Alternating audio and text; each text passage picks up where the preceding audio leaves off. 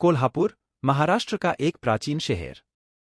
इसे कोल्हापुर या कोल्हापुर के नाम से भी जाना जाता है। असुर कोल्हा के नाम पर ही इस शहर को कोल्हापुर कहा जाता है। यह वह शहर है जिसे देवी लक्ष्मी से विशेष वरदान मिला था। ऐसा माना जाता है कि इस स्थान पर देवी लक्ष्मी का वास होता है। यहाँ का महालक्ष्मी मंदिर प्राचीन काल से लेकर आधुनिक काल तक विशेष स्थान रखता है।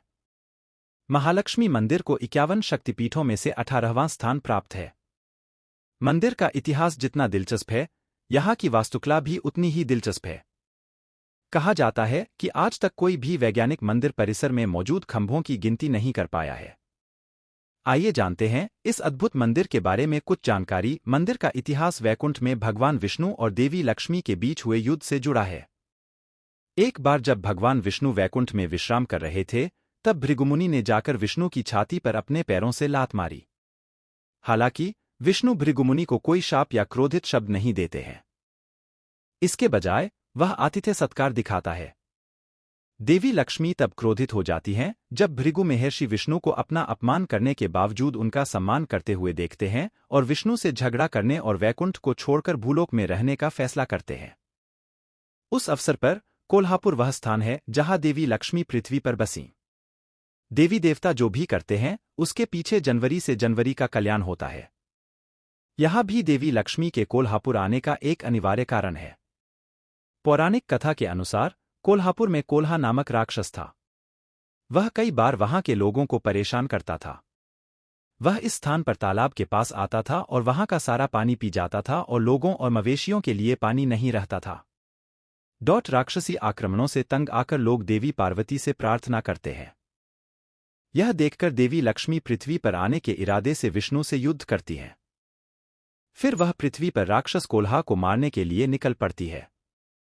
मरने से पहले वह देवी से क्षमा मांगता है और देवी से प्रार्थना करता है कि कृपया इस स्थान का नाम मेरे नाम पर रखने की मेरी इच्छा पूरी करें।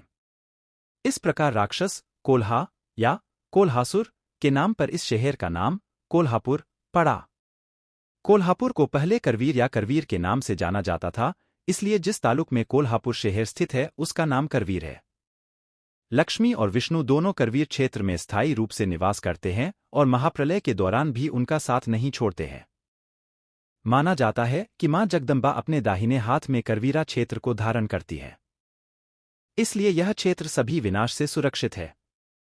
भगवान विष्णु इस क्षेत्र की वैकुंठ से भी अधिक पूजा करते हैं क्योंकि यह उनकी पत्नी लक्ष्मी का निवास स्थान है।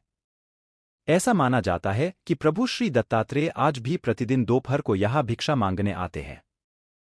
मंदिर की वास्तुकला चालुक्य साम्राज्य से संबंधित है और इसे पहली बार 7वीं शताब्दी में बनाया गया था। यहाँ इस बात के प्रमाण हैं कि कोंकण राजा कामदेव, चालुक्य, शिलाहार, देवगिरी राजवंश के यदा ने इस शहर का दौरा किया था।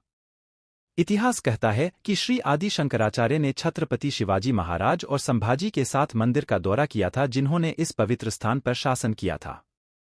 यहाँ देवी महालक्ष्मी की मूर्ति देखकर आप मंत्रमुग्ध हो जाएंगे। यह मूर्ति कम से कम 5000 से 6000 वर्ष पुरानी मानी जाती है। पत्थर की चौकी पर स्थापित मुकुटधारी देवी की मूर्ति कीमती पत्थरों से बनी है और इसका वजन लगभग 40 किलोग्राम है।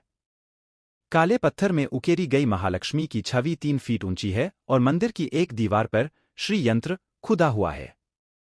उत्तर या पूर्व की ओर मुख वाली अधिकांश हिंदू पवित्र मूर्तियों के विपरीत यहाँ देवी की मूर्ति का मुख पश्चिम की ओर है। पश्चिमी दीवार पर एक छोटी सी खुली खिड़की है जिसके माध्यम से हर साल 3 दिनों तक डूबते सूरज की रोशनी मूर्ति के चेहरे पर पड़ती है।